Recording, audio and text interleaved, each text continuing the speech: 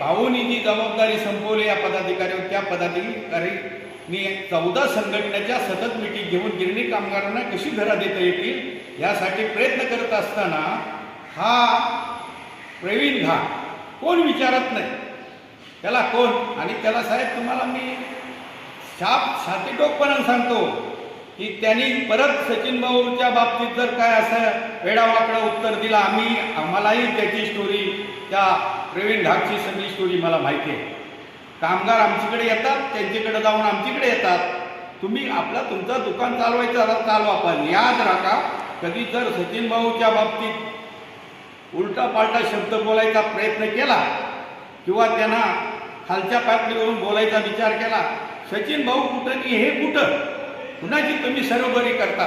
नमस्कार, आपल्या सर्वांचं सहर्ष स्वागत. आपल्यासोबत आहेत सुरेश जगन्नाथ मोरे साहेब. ते स्वतः मिल कामगार असून सद्यस्थितीत ते राष्ट्रीय मिल मजदूर संघाचे असिस्टंट सेक्रेटरी आहेत, तसेच ते महाराष्ट्र इंटकचे सचिव आहेत. त्यांच्या अंतर्गत पालघर, रायगड आणि रत्नागिरी हे जिल्हा विभाग येतात. आपण त्यांच्याशी संवाद साधतो. साहेब नमस्कार, आपलं स्वागत आहे. आपण जर पाहिलं तर गिरणी कामगार नेते आहेत एक, त्यांनी आदरणीय सचिन भाऊ अहिर जे महाराष्ट्र राज्याचे विधान परिषदेचे उपसभापती आहेत, त्यांच्यावरती त्यांनी टीका केलेली आहे. या टीकेला नेमकं आपण कसं पाहता आणि टीकेला उत्तर देताना आपल्याकडून कशा पद्धतीने आपल्या भावना आपण व्यक्त करीत आहात? सर, माझं नाव सुरेश मोरे आणि मी एक गिरणी कामगार असून सचिन भाऊ आम्ही आमचं दैवत समजतो. आणि त्याच्यावर जर कोण टीका करत असेल त्यांच्यावरती, तर ती टीका आम्ही सहन करणार नाही. कारण सचिन भाऊ या राष्ट्रीय मिल मजदूर संघात आल्याच्यानंतर हा जे भवितव्य जो दिसतोय, मुंबई शहरात गिरण गावात वातावरण आग पेटली होती. या टायमाला गिरण गावाला जर शांत कोणी केला असेल तर सचिन भाऊनी केलेलं आहे. गिरणी कामगारांचा नेता म्हणून खटाव मिलमध्ये काम करणारा गिरणी कामगार हा सचिन भाऊ महाराष्ट्राच्या विधान परिषदेत उपसभापती पदावर गेले. त्यांचा कर्तृत्व, त्यांचा काम करण्याचा धडाका आणि त्यांच्यावर जर कोण टीका करत असेल खालच्या, ज्यांना सचिन भाऊ यांनी एकत्र केलं की आपण आपले झेंडे बाजूला ठेवूया आणि आपण गिरणी कामगारांसाठी सगळ्यांनी एकत्र येऊया, गिरणी कामगारांना घरं दिली पाहिजे याच्यासाठी, आणि ती मुंबईतच घरं दिली पाहिजे याच्यासाठी सचिन भाऊंनी 1000 वेळेला प्रयत्न केले आणि सगळ्या संघटना एकत्र केला. त्याच्यामध्ये मग तो प्रवीण घाग असेल, आज प्रवीण घाग सचिन भाऊंच्या विरोधात बोलतो. आमच्या इथं येऊन त्यांनाही सचिन भाऊने एकत्र बसा, झेंडे आपले तुमचे आमचे सगळे बाजूला ठेवा, कामगारांसाठी एकत्र या. तरी पण त्यांनी थोडं दिवस आमच्यामध्ये काम केलं आणि परत आमच्यातनं बाजूला सरकलं. आज 14 संघटना सचिन भाऊने एकत्र करून एक संघटनेची एक मजबूत ताकद उभी केली. का तर गिरणी कामगारांना न्याय मिळाला पाहिजे.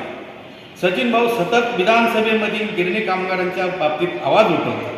प्रत्येक टायमाला कामगार, प्रत्येक अधिवेशनला सचिन भाऊंचा असा एक अधिवेशन नाही की त्या अधिवेशनमध्ये सचिन भाऊंनी गिरणी कामगारांचा प्रश्न धसात लावला म्हणून.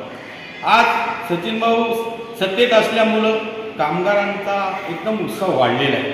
आपल्या आज सरकारमध्ये जे सचिन भाऊ आहेत, त्याचबरोबर आज महाराष्ट्राचे मुख्यमंत्री देवेंद्र साहेब, त्याचबरोबर उपमुख्यमंत्री एकनाथराव शिंदे, आणि त्यांनी गिरणी कामगारांच्या बाबतीमध्ये ठोस भूमिका घेतलेली आहे की कुठल्याही परिस्थितीत गिरणी कामगारांना मुंबईतल्या मुंबईत घरा द्याव्यात येणार असं त्यांनी आमच्या राष्ट्रीय मिल मजदूर संघाच्या 14 संघटनांमध्ये त्या संघटनांना त्यांनी सांगितले.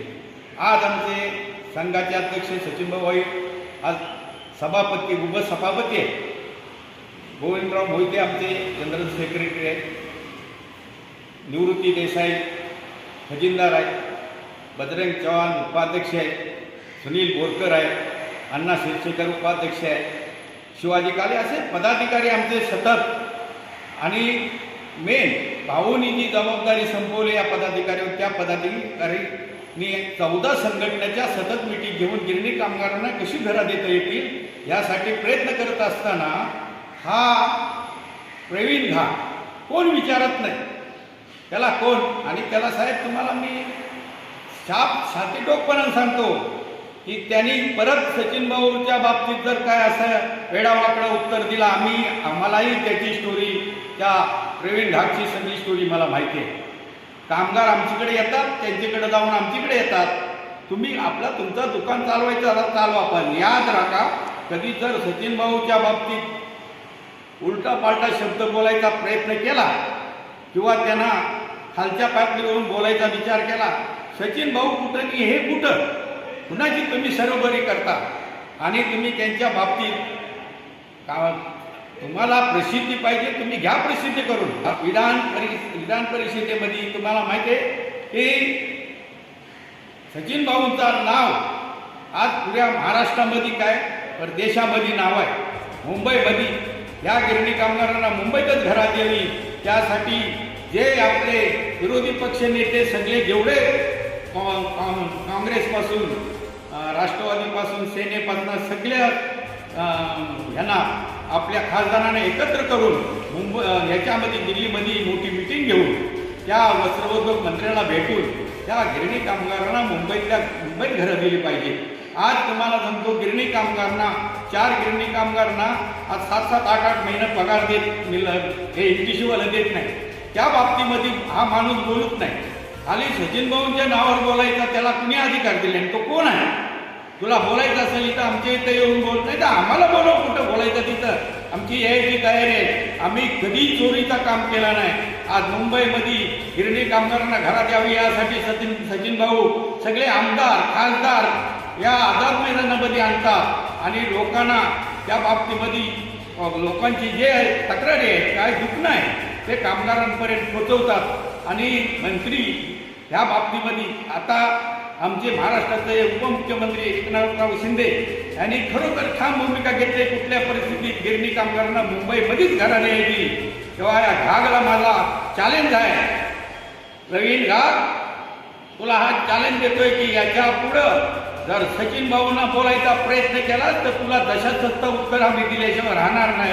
ही माझी तुला माझा चॅलेंज आहे तुला. मी पण एक गिरणी कामगार आहे, मी पण लढाऊ कामगार आहे. मी 2072 पासून गिरणी कामगारांमध्ये काम करतोय, कामगारांचं नेतृत्व करत असतो, कामगारांच्या मिटिंग घेत असतो.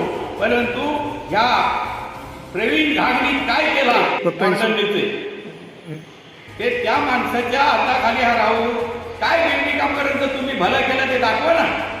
आम्ही या सचिन भाऊंनी आमच्या हे गिरण्या बंद पडल्यानंतर काही का होईना आज 17-18 हजार कामगारांना घरं दिलेली आहेत आणि अजून घरात तयार आहे.